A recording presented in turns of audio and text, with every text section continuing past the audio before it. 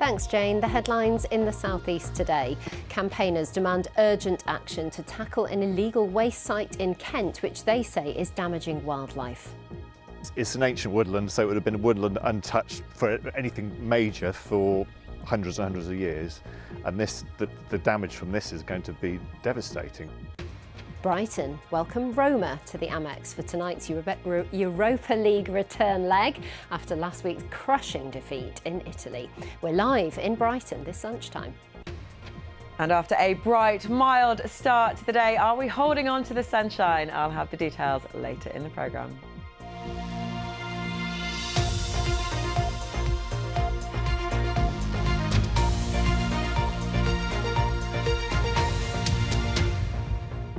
Hello, welcome to the programme. I'm Ellie Crisell. Conservation groups are calling for an area of ancient woodland in Kent devastated by vast quantities of illegal waste to be cleaned up. Residents living close to the site at Hodeswood near Ashford describe how dozens of lorries tip the waste over a period of more than 6 months. The Environment Agency says it's investigating a number of individuals and companies. Our environment correspondent Yvette Austin reports.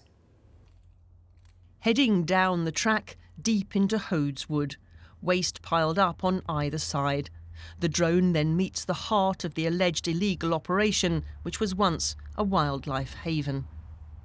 The damage from this is going to be devastating. So the ground flora, the fungi, the mycorrhizomes, the trees, the species living in it, will be destroyed, devastated.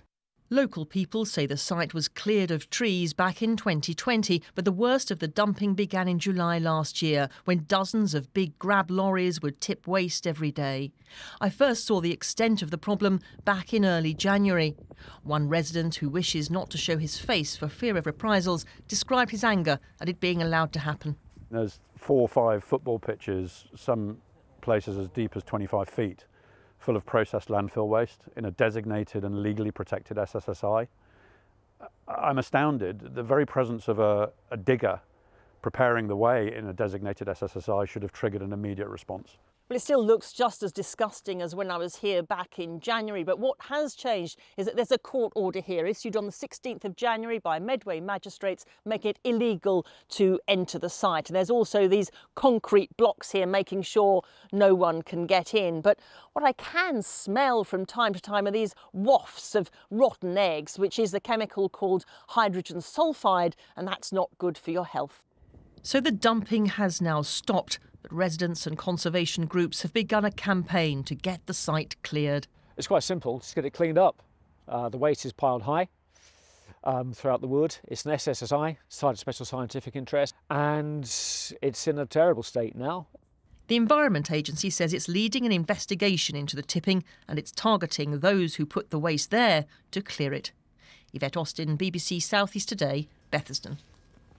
A newborn baby's death was contributed to by neglect by medical staff, a coroner has ruled. Orlando Davis died just 2 weeks after being born in Sussex in September 2021. An inquest heard that midwives and clinicians had a lack of understanding of a rare medical condition Orlando's mother, Robin, was suffering from. Orlando's parents spoke after the inquest concluded today.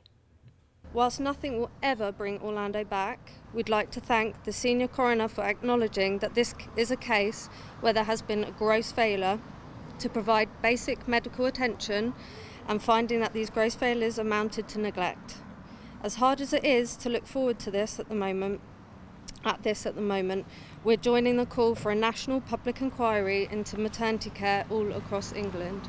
Well, in a statement issued by University Hospitals Sussex Trust, Chief Nurse Maggie Davis offered the family her sincere condolences and added, as the coroner noted in her findings, hyponatremia is an extremely rare condition which is little understood. We support her view that there is an urgent need for new national guidelines. A murder investigation is underway after a man in his 30s was stabbed in Bourton-under-Blean near Faversham. Police were called to a disturbance at the street just after 10:30 last night. The man was pronounced dead at the scene.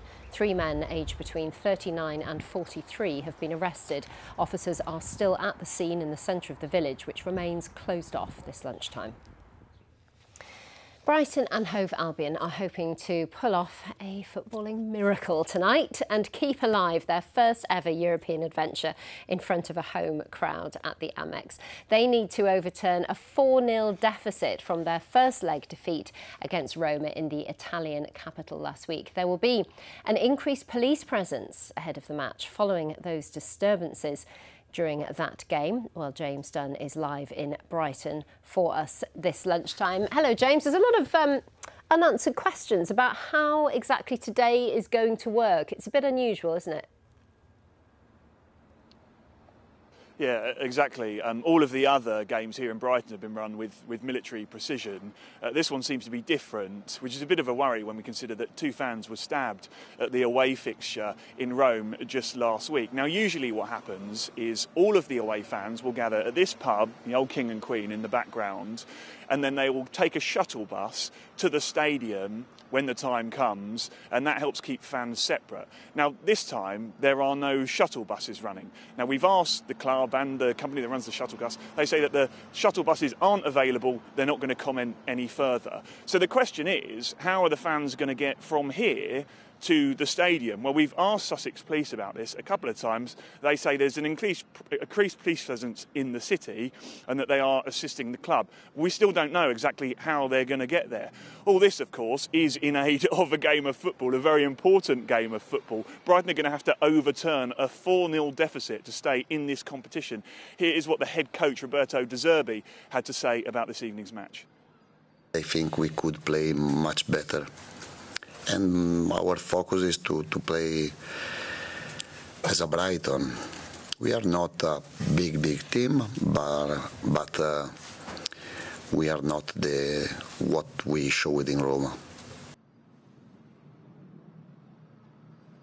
Well, hopefully we should find out what's going to happen here in Brighton ahead of the game this afternoon. Usually fans would gather here. As I said, it's going to be very difficult to keep an eye on them when they're not where they're supposed to be. Indeed, James. Well, we'll catch up with you later on that. Thank you for now. And you can catch full commentary of Brighton and Hove Albion's match on BBC Radio Sussex and on BBC Sounds. Kick-off is at 8 o'clock.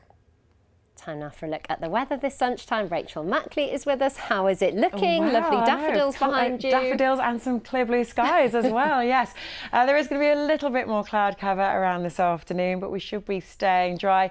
The best of the brightness the further east that you are. The reason for that, we have got some scattered showers, but mostly we shouldn't be seeing those until this evening. They're moving in from the west, but it's staying mild, of course. Now, those scattered showers, they're slowly tracking their way eastwards as we head through the tail end of the day. A bit more cloud cover this afternoon. Those southwesterly breezes, meaning these temperatures really decent for the time of year.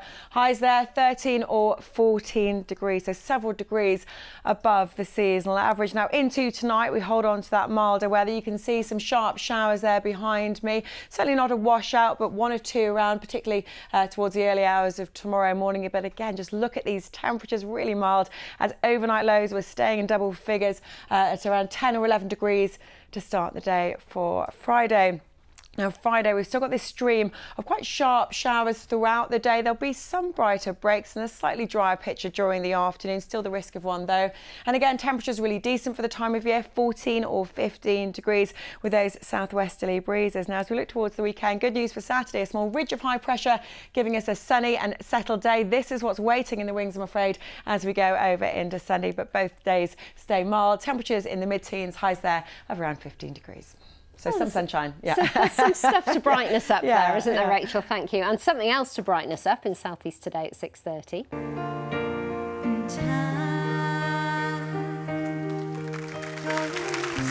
Strictly star Johannes Radebe speaks to us about his new tour coming to the South East next month, celebrating dance talent from all around the world.